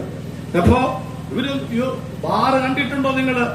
ഇത്രയും CML ബൾബ് കിടന്നിട്ട് ഇതിനിപ്പോ എല്ലായിടത്തും ബൾബല്ലേ? മീൻകടയിലും ഇറച്ചിക്കടയിൽ എന്നാ വെട്ടമാണെന്നറിയാമോ? ഇന്ന് വരെ ബാറിനകത്ത് മാത്രം എന്തില്ല, വെട്ടുമില്ല. അതല്ല കാശില്ലാത്തവരാണ്. അല്ലെന്ന് സീറോ ബൾബാ. എന്നാ സീറോ ഇട്ടിരിക്കുന്നത്? ഒന്ന്, നീ ആരും കാണാതെ അവിടെ ചെല്ലുന്നത് മറ്റാരും കാണരുത്. അപ്പൊ നീ പമ്മി ചെല്ലുന്നതുകൊണ്ട് നിന്നെയും പറ്റിക്കാൻ അവർ തീരുമാനിച്ചു. ആദ്യത്തെ 1 ലാർജ് ഒറിജിനൽ സാധനമാണ്. അത് കുടിച്ചു കഴിയുമ്പോഴേ കഴുത്ത് പ്രാചീന് ഉജ്ജൂരി എന്നൊക്കെയാണല്ലോ പേര്. രണ്ടാമതോടെ കഴിച്ചപ്പോഴത്തേക്കും ഇതിന് വിവരികയില്ല. മൂന്നാമത്തത് പകുതി സോഡയാണെന്നേ. 4-മത്തത് 5-മത്തതും ജീരക വെള്ളമാണ് മോനെ. ഈ സാധനമല്ലെന്ന് അതിന്റെ കാശ് മേടിച്ച് തന്നെ പറ്റിക്കാനാണ് ഇവിടുത്തെ ബാറുകാര് ഇവിടുത്തെ CFL ബൾബ് ഇടാതെ സീറോ ബൾബ് ഇട്ടിരിക്കുന്നത്. ഇന്ന് രാത്രി നിന്നെ പറ്റിച്ച് കുളം തോണ്ടി അവനൊക്കെ നന്നായിക്കൊണ്ടിരിക്കുകയാണെന്ന് ഈ പറഞ്ഞത്. വിളിച്ചു കേട്ടോ, ഇത്ര നല്ലത് എവിടെ വെച്ചിരിക്കുന്നു? ഒരു കാര്യം ഞാൻ പറയാം, ലോകം നിനക്ക് ആദ്യം നല്ലത് തരും. പക്ഷേ കർത്താവ് നിന്നെ വിശ്വാസത്തിലേക്ക് വിളിക്കുമ്പം ആദ്യമൊക്കെ ഇച്ചിരി കയ്പ് പോലെ തോന്നും കേട്ടോ. രക്ഷിക്കപ്പെടുമ്പം ഒരു ആക്ഷേപമൊക്കെ ഉണ്ടാകും. സ്നാനപ്പെടുമ്പം മുങ്ങി അല്ലേ എന്നൊക്കെ ചോദിക്കും. ഇതെല്ലാം വേദപുസ്തകത്തിന് പോകാൻ ഒരു മടിയൊക്കെ തോന്നും. പക്ഷേ 40, 50, 60 കൊല്ലം കഴിഞ്ഞ ആളോട് ചോദിക്ക്, ഇപ്പം വേദപുസ്തകം എടുത്തോട്ട് പോകാൻ നാണക്കേടുണ്ടോ നിങ്ങൾക്ക്? പ്ലാസ്റ്റിക്കിന്റെ കൂടിനകത്ത് കൊണ്ടുപോയി ആരും കാണാതെ സഭാഹാളിൽ വെച്ച് ചേരപ്പാമ്പ് കരിയിലെ പുറത്ത് പോകുന്നൊരു ഗ്രഹരഗ്രഹരാന്ന് പറഞ്ഞ് അഴിച്ച് അങ്ങനെയൊക്കെ പ്രാർത്ഥിച്ച കാലമൊക്കെ മാറിയില്ലേ? വേദപുസ്തകം അന്തസ്സോടെ ചുമക്കുന്നില്ലേ? 40 വർഷം കഴിഞ്ഞവരെ 50 വർഷം കഴിഞ്ഞവരെ ചോദിക്ക്, ഇപ്പോൾ നിങ്ങൾക്ക് ഇത് ഒരു ലഹരിയും ഒരു പ്രയാസവുമാണ് ഉത്തരം. ഈ കയ്പ് ഇപ്പൊ ഞങ്ങൾക്ക് മധുരമാണെന്നേ. യേശുവിനെ വിശ്വസിക്കുമ്പോൾ അവന്റെ കൽപ്പന സ്വീകരിക്കുമ്പോൾ ഒരു കയ്പ് പോലെ തോന്നുമെങ്കിലും ഇപ്പോൾ അത് മധുരമായവർ കരമൊന്നുയർത്തി ദൈവത്തിന് സ്തോത്രം ചെയ്യട്ടെ. ഇത്ര നല്ല എവിടെ വെച്ചോ പറഞ്ഞ് ചിന്തിച്ചു പോടാ. ചേട്ടൊന്ന് പറ ചേട്ടാ. അവൻ പറഞ്ഞു, സത്യം പറയാമല്ല മോനെ, വിളമ്പുന്നതേ ഉള്ളൂ, എനിക്കറിയാമേല. അവൻ ചെന്നു വിരുന്ന് പോലെ, ചേട്ടാ ഇതെവിടെ വെച്ചു? അവൻ പറഞ്ഞു, എനിക്കറിയാമേല. ഇത് എവിടെ വെച്ചു? നല്ലത് എവിടെന്നാ? വീട്ടുകാരനോട്, ചേട്ടാ ഇതെവിടെ ഇരുന്നു? അതൊന്നും പറയാനൊക്കെയല്ല. അവസാനം അവര് അടുക്കളയിൽ നിന്നാണല്ലോ സാധനം വരുന്നേ. അടുക്കളയിൽ അവിടെ അമ്മയില്ലയോ? യേശുവിന്റെ അമ്മ മറിയ എന്ന് ചോദിച്ചു. എല്ലാവരും കൂടെ വിളമ്പലുകാരും പന്തലുകാരും നാട്ടുകാരും വിരുന്നുവാഴിയും വീട്ടുകാരനും കൊച്ചപ്പനും ചതിച്ചു. അമ്മയുടെ അടുത്ത് പറഞ്ഞു, അമ്മ മറിയമേ സ്വസ്തി ആയിക്കോട്ടെ, ആകാശരാക്കിയേ സ്തുതി ആയിക്കോട്ടെ, സ്വർലോകരാക്കിയേ നിനക്ക് സ്വസ്തി ആയിക്കോട്ടെ. കാര്യം പറ, ഇത്രയും നല്ലത് അവിടെ വെച്ചു.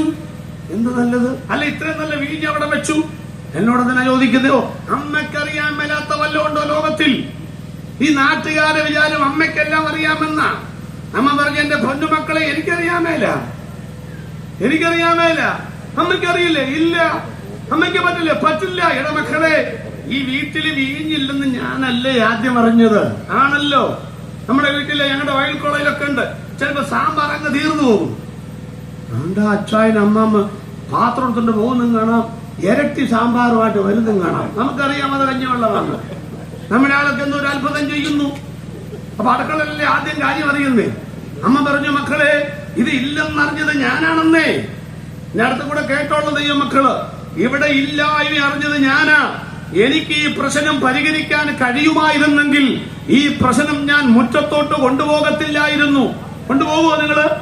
വീട്ടിൽ അടുക്കളക്കകത്തൊരു പ്രശ്നം, ചോറില്ലെങ്കിൽ എന്താ പണ്ടൊക്കെ എന്തിനാ ഇല്ലായ്മ? പിള്ളേരെ പോലും അറിയിക്കത്തില്ലല്ലോ. പിള്ള അല്ലേ 5-6 പിള്ളേർക്ക് ചോറ് വിളമ്പി, ഇത് ചോറില്ല, ഇതും അങ്ങനെ ഇളക്കിക്കൊണ്ടിരിക്കുക. അപ്പൻ ചോദിച്ചു, നിനക്ക് ചോറ് വേണ്ടേ? ഓ, ഞാൻ ആ ചേമ്പും ചെറുകിഴങ്ങും വലിച്ചതും പുളിച്ചതും ആകെപ്പാടെ വയറ് കമ്പിച്ചിരിക്കുക, എനിക്കെങ്ങും വേണ്ട. അപ്പൻ പകുതി വെച്ചു പോയി. പിള്ളേർ ചോദിച്ചു, അപ്പന് ചോറ് വേണ്ടേ? അവള് എപ്പോഴും പറയും കറുത്ത അരി കല്ല് അവൾ ശ്രദ്ധിക്കുന്നത്, എനിക്കെങ്ങും വേണ്ട. ഒറ്റ തട്ട് നീക്കങ്ങ് വെച്ചു കൊടുത്തു. കാര്യം വല്ലതും പിടികിട്ടിയോ? വളിച്ചതും പുളിച്ചതാന്ന് പറഞ്ഞത് കരത്തിൽ ചോറില്ല എന്നാണ് അപ്പന് മനസ്സിലായി. കറുത്ത കല്ലാണെന്ന് പറഞ്ഞത് ബാക്കി തട്ടിക്കൊടുത്തത് കെട്ടിയോൾക്കാണെന്നും അവർക്ക് മനസ്സിലായി. ഇല്ലായ്മ ലോകത്തിൽ ആരും അറിയിച്ചല്ല നമ്മളെയൊക്കെ വളർത്തുന്നു. പക്ഷെ അമ്മ പറയുക, ഇല്ലായ്മകൾ പുറത്തറിയിക്കാതെ എനിക്ക് പരിഹരിക്കാൻ പറ്റുമായിരുന്നു, ഞാൻ പരിഹരിച്ചേനെ. അടുത്തുകൂടെ കേട്ടു വീട്ടിൽ പോവാൻ. എനിക്ക് പറ്റാത്തത്, എനിക്ക് കഴിയാത്തത് മുറ്റത്ത് നിൽക്കുന്ന യേശുവിന് കഴിയുമെന്ന് നിങ്ങൾക്ക് അറിയത്തില്ലെങ്കിലും എനിക്കറിയാമവൻ ആരാണെന്ന്. എല്ലാവരെയും ബന്ധിക്കുസാല് അമ്മ പറയട്ടെ, ബഹുമാനിക്കുന്നവരല്ല. ആര് പറഞ്ഞു? ഞാൻ കൃത്യമായി പറയുന്നു, ഞങ്ങൾ അമ്മയെ ബഹുമാനിക്കുന്നവരെ നിങ്ങൾ ബഹുമാനിക്കുന്നില്ല. എന്താ കാര്യം? ഞങ്ങൾ അമ്മ പറയുന്ന കേൾക്കുന്നത്. ഞങ്ങൾ അമ്മ പറയുന്നവർ അങ്ങനെ തന്നെ അനുസരിക്കുന്നവരാ. എന്നാ അമ്മ പറഞ്ഞേ, അവൻ നിങ്ങളോട് എന്തെങ്കിലും കൽപ്പിച്ചാൽ അത് ചെയ്യണം. അതാണ് ഞങ്ങൾ ചെയ്യുന്നത്. മനസ്സിലായോ? യേശു എന്താണോ കൽപ്പിക്കുന്നത് അതാണ് ഞങ്ങൾ ചെയ്യുന്നത്. അതുകൊണ്ട് അമ്മ പറയത്തെ ആശ്രയിക്കൊണ്ട് പറയുക, അമ്മ പറയുന്ന കേൾക്കാനെങ്കിലും മനസ്സ് വെക്കുന്നെങ്കിൽ ഇന്ന് രാത്രി അവരെന്തെങ്കിലും കൽപ്പിച്ചോൾ അത് ചെയ്യാൻ നിങ്ങൾ തയ്യാറാകണമെന്ന് അമ്മ പറഞ്ഞു. നിങ്ങൾക്ക് എന്താ അറിയേണ്ടത്? ഞങ്ങൾക്ക് ഇത് എങ്ങനെ മാറ്റം ഉണ്ടായെന്ന് അറിയണം. മാറ്റം എങ്ങനെ അറിയുന്നത്? ശിഷ്യന്മാർ ഇങ്ങോട്ട് പോവാ, ഞങ്ങൾ പറഞ്ഞുതരാം മാറ്റം. കണ്ടോ, യഹൂദന്റെ വീട്ടിൽ കിണർ എവിടാന്നറിയാമോ? വീടിന്റെ പറയില്ല. വചനം വായിച്ചു നോക്ക്. വെള്ളം കോരിയ ശുശ്രൂഷക്കാരല്ലാതെ ഇതാരും അറിഞ്ഞില്ല. ഈ കൺവെൻഷന് ആരാ ഇവിടെ ശുശ്രൂഷക്കാര്? അജുപ്പാസന്റെ പാട്ട് ഗംഭീര പാട്ടാണ് കേട്ടോ. ഞങ്ങൾ വിനിയാന്നും കൂടെ എവിടെ കണ്ണപ്പേട്ട ആ പാട്ട് അല്ല കോരിത്തെരിഞ്ഞ് നിൽക്കുക. ശരിയുടെ പാട്ട് പിന്നെ പറയണ്ടല്ലോ. അലകടലും കുളിരലയും പാടി നമുക്ക് കുളിരു പോരും. ഗംഭീര പാട്ടല്ലയോ? നമ്മൾ അവരെ ശുശ്രൂഷക്കാര് കീബോർഡിൽ അനായാസേന കൈവിരത്തുമ്പുകൾ കൊണ്ട് സ്വരവും താളവും ലയവും രാഗവും തീർക്കുന്നു. നമ്മൾ നോക്കുമ്പോൾ 4 വലിച്ചു കിട്ടിയ കമ്പി, പക്ഷേ അതിന്റെ ശ്രുതി എന്ന താളമെന്ന രാഗമെന്ന അവർക്കറിയാമെന്ന കയ്യും കാലും വിട്ടാ ഇപ്പൊ പണിയൊക്കെ. നിങ്ങൾ ശുശ്രൂഷകൾ അവരാ അല്ല മക്കളെ, ആണ്. ജോയി പാറയ്ക്കൽ ഞങ്ങളൊക്കെ സ്റ്റേജിലാ. പക്ഷേ ഈ വീടിന്റെ കൺവെൻഷൻ അനുഗ്രഹിക്കപ്പെടാൻ അടുക്കളയിൽ ആരും കാണാത്ത കരിവറുടെ ജീവിതമില്ലേ? ഇല്ലേ? വെള്ളം കോരുന്നവരാരെ സ്റ്റേജിലെ വരൂ? കൺവെൻഷൻ നടത്തുന്നവരെ പന്തിലെ വരൂ? ഇല്ലെന്ന്. പക്ഷേ പരിശുദ്ധാത്മാവ് നോക്കുന്നത് ഇങ്ങനല്ല, അവിടെ ഇങ്ങോട്ടാ നോക്കുന്നേ. മേളിൽ നോക്കുമ്പോഴുണ്ടല്ലോ, പുൽപ്പിറ്റേ കേറാത്തവനെ, നേരെ വസ്ത്രം ധരിച്ച് മുമ്പിൽ വരാത്തവനെ, നോട്ടീസിൽ പേരില്ലാത്തവനെ, വെള്ളം കോരിയവനെ, പിറകിൽ നിൽക്കുന്നവരെ ദൈവാത്മാവ് വിളിക്കുകയാണ്. വെള്ളം കോരിയ ശുശ്രൂഷക്കാർ, നിന്റെ ശുശ്രൂഷയെ മാനിക്കുന്ന ഒരു ദൈവമുണ്ടെന്നേ. പ്രാർത്ഥിച്ചാൽ ഒരു ശുശ്രൂഷയാണ്. 10 രൂപ സ്വന്തം കാറ്റിയ ശുശ്രൂഷയാണെന്നേ. നിന്റെ ശുശ്രൂഷ ലോകത്തിൽ ആരും മാനിച്ചില്ലെങ്കിലും പാട്ടുകാർക്കും പ്രസംഗർക്കും ആ നോട്ടീസിൽ പേരുണ്ടെങ്കിലും അവർക്ക് ചെയ്യുന്നതിന് അവരുടെ പ്രതിഫലം തന്ന് മാനിക്കുവാൻ ദൈവത്തിന്റെ വചനമുണ്ടെന്നേ. അവരറിഞ്ഞൊന്നു. അവരെ വെള്ളം കോരി വെച്ചിട്ട് പറഞ്ഞു, കർത്താവ് വെള്ളം കോരി വെച്ചിട്ടുണ്ട്, ഞാൻ അവസാനിപ്പിക്കാൻ പോവുക. മണി 9 കഴിഞ്ഞിട്ടുണ്ട്. 2 മിനിറ്റ് നോക്കിക്കേ. യേശു അതിനെ അനുഗ്രഹിച്ചു നൽകിയപ്പോൾ അതങ്ങട് മാറിയെന്ന്. സ്തോത്രം. എല്ലാവരും എഴുന്നേറ്റേ, പോകാനല്ല, എഴുന്നേക്കണം. എഴുന്നേറ്റാട്ട് പ്രിയപ്പെട്ടവരെ. സ്തോത്രം. നമുക്ക് ഒന്ന് പ്രാർത്ഥിച്ചേച്ച് വേണം പോകാനായിട്ട്. സ്തോത്രം, ഹല്ലേലൂയ, പ്രൈസ്. ഒന്ന് ശ്രദ്ധിച്ച് എഴുന്നേറ്റ് ഒന്ന് സടകുടഞ്ഞ് കയ്യും കാലൊക്കെ ഒന്ന് അനക്കി വെച്ചും പോകാനല്ല. ഞാൻ എപ്പോഴും പറഞ്ഞു, ചില എഴുന്നേൽക്കുമ്പം പിറകോട്ട് നോക്കും. എന്നെ നോക്കുന്നേ ഭാര്യ എന്നെ ഇട്ടേച്ച് പോയോന്നാ. ഈ പ്രായത്തിൽ എന്നെ ഇട്ടേച്ച് പോകാനാ? ഇങ്ങോട്ട് നോക്കി, അതൊക്കെ അവിടെ ഉണ്ട്, പോകത്തില്ല, നിങ്ങളെയും കൊണ്ടേ പോകത്തുള്ളൂ. ആളുടെ അടുത്താള് നോക്കും, ഇങ്ങോട്ട് നോക്കാം. അപ്പൊ നോക്ക, നിങ്ങൾ ശ്രദ്ധിച്ചോ. ഞാൻ ചോദിക്കട്ടെ, നിറമില്ലാത്ത, ഗുണമില്ലാത്ത എന്ന് വിചാരിക്കുന്ന, ഗുണമുണ്ട് കേട്ടോ, ആ വെള്ളത്തിന്റെ മീതെ അമ്മ ആണിപ്പഴുതില്ലാത്ത കരം വെച്ചപ്പോൾ നിറവും ഗുണവും അത് വീഞ്ഞും വീര്യമുള്ള ഗുണകരമായ വീഞ്ഞായി മാറ്റം സംഭവിച്ചെങ്കിൽ ഇന്ന് രാത്രിയിൽ വക്കോളം നിറച്ചു വെച്ചതുപോലെ ദൈവമേ നീ എന്നെ എന്ത് വേണമെങ്കിലും ചെയ്യുമെന്ന് പറഞ്ഞ് കാലിയായ നമ്മുടെ മൺപാത്രങ്ങളിൽ വിശ്വാസത്തെ അളവൊന്ന് നിറയ്ക്കാൻ നിങ്ങൾക്ക് പറ്റുമോ? ഒന്ന് പറ്റുമോ? കണ്ണടച്ചേ. രോഗം ആകട്ടെ, ഭാരമാകട്ടെ, പാപമാകട്ടെ, കാലിയായ ജീവിതമാകട്ടെ, ഇന്ന് രാത്രിയിൽ കർത്താവേ ആ കാനാവിലെ കൽപാത്രത്തിലെ വെള്ളത്തിന്റെ മീതെ വ്യാപരിച്ച ദൈവകരം, അതിന് മാറ്റമുണ്ടാക്കാൻ നിനക്ക് കഴിയുമെങ്കിൽ സുവിശേഷ മഹായോഗത്തിന്റെ രണ്ടാമത്തെ രാത്രിയിൽ ഞാനിതാ ഒരു കൽപാത്രം പോലെ ഇല്ലായ്മയുള്ളവനായി, പുറത്ത് കിടക്കുന്നവനായി, നിന്റെ മണിപ്പന്തിൽ പ്രവേശിക്കുവാൻ യോഗ്യതയില്ലാത്തവനായി ഞാൻ നിൽക്കുകയാ. ഇന്ന് രാത്രി നിന്റെ കരം എന്റെ രോഗത്തിന്റെ മേലൊന്ന് വെച്ചാട്ടെ. നിന്റെ ആണിപ്പോഴുള്ള കരം എന്റെ കുടുംബത്തിന്റെ മേലൊന്ന് വെക്കണമേ. അങ്ങയുടെ കരം എന്റെ ഇല്ലായ്മകളിൽ, എന്റെ പ്രതിസന്ധികളിൽ, എന്റെ സങ്കടങ്ങളിൽ ഒന്ന് വെക്കണമേ. ആര് പ്രാർത്ഥിക്കും ഇന്ന് രാത്രി? ആയിരങ്ങളിലും പതിനായിരങ്ങളിലും അതിസുന്ദരനായിരുന്നവനെ ഇന്ന് രാത്രി ക്രൂശിൽ കണ്ടോ നിങ്ങൾ? കണ്ടാൽ ആളല്ല എന്ന് തോന്നുമാറ് മുഖം വിരൂപമായി പോയി. പ്രിയപ്പെട്ട സ്നേഹിതരെ, ഈ പന്തൽ നിൽക്കുന്ന എനിക്കും നിങ്ങൾക്കും വേണ്ടി രൂപഗുണമില്ലാത്തവനായി, സൗന്ദര്യമില്ലാത്തവനായി, വരണ്ടം നിലത്തുനിന്ന് വേറ് മുളയ്ക്കുന്ന പോലെ കോമളത്വമില്ലാത്തവനായി മാറാൻ യേശു മനസ്സ് കാണിച്ചെങ്കിൽ ഇന്ന് രാത്രിയിൽ യേശുവിന് വേണ്ടി മനസ്സൊന്ന് മാറാൻ ആഗ്രഹിക്കുന്നവർ എത്ര പേരുണ്ട് ഈ പന്തലിൽ?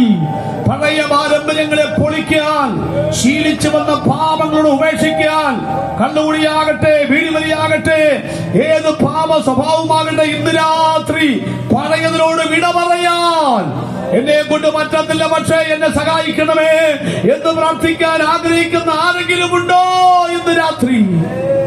രണ്ടാമതായി, പഴയതിനെ ഉപേക്ഷിക്കുക മാത്രമല്ല, ക്രിസ്തുവിലായാൽ പുതിയ സൃഷ്ടിയാകുമെങ്കിൽ അവിടുന്ന് പറയുന്നത് എന്തും സ്വീകരിക്കുവാൻ, അത് ഏത് കൽപ്പനയാണെങ്കിലും പുതിയതിനെ സ്വീകരിക്കുവാൻ, വചനം കയ്യിലെടുക്കാൻ, ആരാധിക്കുവാൻ, അന്യഭാഷയോട് ദൈവത്തെ സ്തുതിക്കുവാൻ, വിശ്വാസ സ്നാനമേൽക്കുവാൻ, വിശുദ്ധിയിലേക്ക് വരാൻ, വേർപാടിലേക്ക് വരാൻ, പുതിയതൊന്ന് എനിക്ക് ചെയ്യാൻ ആഗ്രഹമുണ്ട് എന്ന് പറയാൻ എത്ര പേരുണ്ട് ഇന്ന് രാത്രി? അത്രയും ചെയ്യാമെങ്കിൽ ഇന്ന് രാത്രിയിൽ അവന്റെ കരം നമ്മുടെ മേൽ വന്ന് നമ്മെ അനുഗ്രഹിച്ച് മാറ്റത്തിന് നമ്മെ വിധേയമാക്കും. നമ്മുടെ കണ്ണുകളെ ദിവസം കടയ്ക്കാം, രണ്ട് കരവും നെഞ്ചത്തോട് ചേർത്ത് പിടിക്കാം. എനിക്ക് വേണ്ടി ക്രൂശിൽ സകലവും മാറ്റിക്കളഞ്ഞ് ദാസനവും എടുത്തവനെ, ഞാൻ അങ്ങേക്ക് വേണ്ടി എന്റെ ജീവിതത്തെ മാറ്റിമറിക്കുവാൻ ആഗ്രഹിക്കുന്നു. ദൈവകരങ്ങളിലേക്ക് ഞാൻ ഏൽപ്പിക്കുന്നു. കാനാവിലെ കല്യാണത്തിലല്ല, മറിച്ച് കിടങ്ങന്നൂരിലെ കൺവെൻഷനിൽ രണ്ടാമത്തെ രാത്രിയിൽ കല്യാണ പന്തലിൽ കാലുകുത്തിയവൻ, കൺവെൻഷൻ പന്തലിൽ കാലുകുത്തിയവൻ, നെഞ്ചത്തെ കരം വെച്ച് പ്രാർത്ഥിക്കുന്ന താങ്കളുടെ ഹൃദയത്തിനകത്ത് കാലുകുത്തി മടങ്ങി പോകുമ്പോൾ യേശു വീട്ടിനകത്ത് കാലുകുത്തട്ടെ.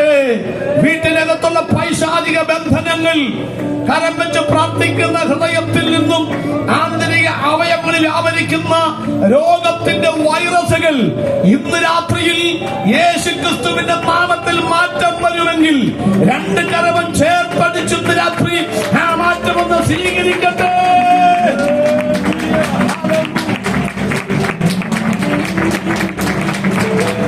ശക്തിയോ ദൈവത്തെ സ്തുതിക്കട്ടെ.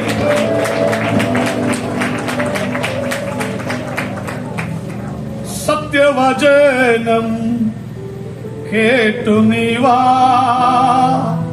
നിത്യജീവൻ നിനക്കേകിടുമേ. സത്യവചനം കേട്ടു നീ വാ, നിത്യജീവൻ നിനക്കേകിടുമേ. നിന്റെയും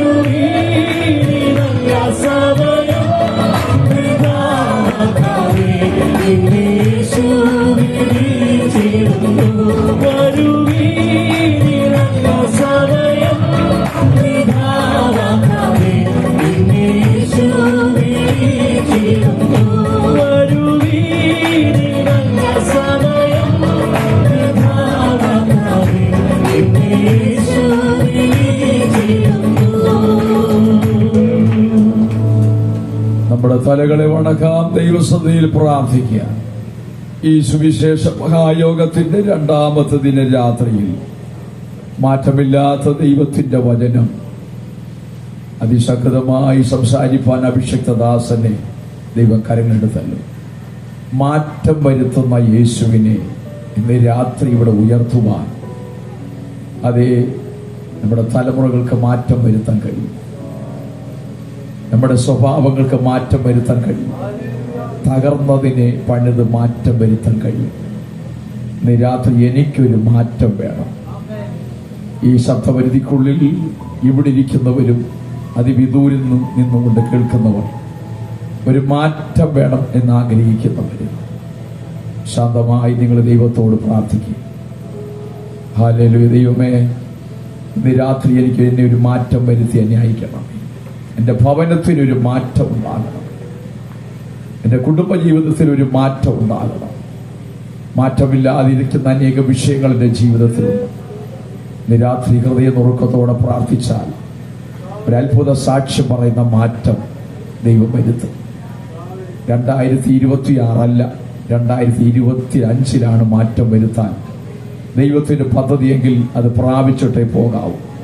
നാളെ ആകട്ടെ എന്ന് ആരും ചിന്തിച്ച് മടങ്ങിപ്പോകരുത്. ഈ മഹായോഗത്തിന്റെ പിന്നിൽ ഒത്തിരി അധ്വാനങ്ങളുണ്ട്, സാമ്പത്തിക ചെലവുകളുണ്ട്, ശാരീരികമായ അധ്വാനങ്ങളുണ്ട്. അഭിഷക്തന്മാർ അനേക കിലോമീറ്റർ യാത്ര ചെയ്താണ് ഇവിടെ വന്ന് വചനം സംസാരിക്കുന്നത്. അത് നമുക്കൊരു വിടുതലായി മാറണം. വിശ്വസിക്കുന്ന ദൈവമക്കൾ ആ കാര്യങ്ങളെ സ്വർഗത്തിലേക്ക് ഉയർത്തിയാണ്.